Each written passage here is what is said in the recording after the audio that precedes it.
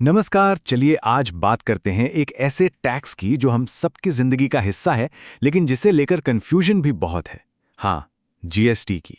क्या ये सिर्फ हमारी जेब पर एक बोझ है या इसके पीछे कोई और भी कहानी है?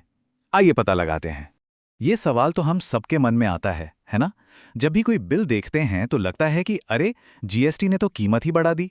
पर क्या बात सिर्फ इतनी सी है या हम कुछ बहुत जरूरी चीज मिस कर रहे हैं? तो इस पूरी कहानी को समझने के लिए ये रहा हमारा रोड मैप। हम रोजमर्रा के टैक्स से शुरू करेंगे, फिर दो अलग अलग खरीदारों की एक मजेदार कहानी देखेंगे, सरकार के तथाकथित रिफंड का राज जानेंगे, फिर पूरी तस्वीर को समझेंगे और आखिर में एक ऐसा सवाल जो शायद सोचने का नजरिया ही बदल दे। ठीक है, तो कहानी शुरू करते हैं एक जानी पहचानी सिचुएशन से। मान लीजिए कोई बड़ी खरीदारी करनी है, जैसे कोई नई गाड़ी या फिर कोई महंगा गैजेट। तो मान लेते हैं कि उस चीज की जो बेस प्राइस है वो है 10 लाख रुपए। ये हमारा स्टार्टिंग पॉइंट है। और फिर इस पे लग गया 28% जीएसटी, यानी सीधे सीधे 2,80,000 रुपए और जुड़ गए। अचानक से कीमत आसमान छूने लगती है।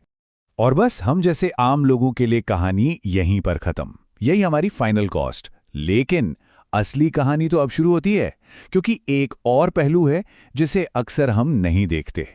अब आता है कहानी में असली ट्विस्ट। हम एक ही चीज को दो अलग अलग लोगों को खरीदते हुए देखेंगे। एक है आम खरीदार और दूसरा एक जीएसटी रजिस्टर्ड बिजनेस। अब जरा यहां ध्यान से देखिए। दोनों ने शुरू में पेमेंट तो बराबर किया, 12,80,000। लेकिन दिन के आखिर में एक आम इंसान के लिए फाइनल कॉस्ट उतनी ही रही, पर बिजनेस के लिए असल लागत सिर्फ 10 लाख रुपए रह गई। ये कैसे हो गया भाई? तो सबसे बड़ा सवाल यही है, वो 2,80,000 रुपए आखिर गए कहाँ? ये कोई जादू नहीं है, ये इस सिस्टम का वो हिस्सा है जिसे समझना सबसे जरूरी है। तो चलिए अब उस रिफंड वाली पहेली को सुलझाते हैं। ये वो मैकेनिज्म है जो सारा फर्क पैदा करता है। इसे रिफंड कहना शायद पूरी तरह सही नहीं है, ये उससे कहीं ज्यादा स्मार्ट सिस्टम है। और ये एक लाइन इस पूरे कॉन्सेप्ट को समझा देती है। एक रजिस्टर्ड बिजनेस के लिए जो जीएसटी वो भरता है वो उसकी लागत नहीं है, वो एक तरह का टेम्परेरी पेमेंट है जो सरकार उसे लौटा देती है। बस यही है सारा खेल। इसका प्रोसेस देखा जाए तो बहुत सिंपल है। पहला स्टेप, बिजनेस ने सप्लायर को टैक्स मिलाकर पूरा पैसा दे दिया। दूसरा स्टेप, महीने के आखिर में उसने अपना जीएसटी रिटर्न फाइल किया। और तीसरा स्टेप, सरकार ने वो टैक्स वाला पैसा यानी 2,80,000 रुपए बिजनेस को वापस कर दिए। तो ये जो पूरा मैकेनिज्म है ना, इसका एक ऑफिशियल नाम है इनपुट टैक्स क्रेडिट। सुनने में शायद थोड़ा टेक्निकल लगे, पर इसका मतलब बहुत सीधा है। एक बिजनेस अपनी खरीद पर जो भी जीएसटी देता है उसका उसे क्रेडिट मिल जाता है, और इस क्रेडिट का इस्तेमाल वो अपनी बिक्री पर लगने वाले टैक्स को भरने के लिए कर सकता है। इसीलिए जीएसटी उसकी जेब से नहीं जाता। अच्छा, ये तो हुई सिर्फ एक डील की बात। लेकिन अब जरा सोचिए, जब यही चीज असल दुनिया में हजारों लाखों बार होती है तो इसका क्या असर होता है। चलिए बड़ी पिक्चर देखते हैं। ये समझना बहुत जरूरी है कि ये कोई एक बार की बात नहीं है। ये एक बिजनेस के लिए रोज का काम है, एक लगातार चलने वाला पहिया है जो पूरी इकोनॉमी में घूमता रहता है। मिसाल के तौर पर जिस सोर्स से ये जानकारी ली गई है उसमें ही 197 अलग अलग बिजनेस बैचों का जिक्र है।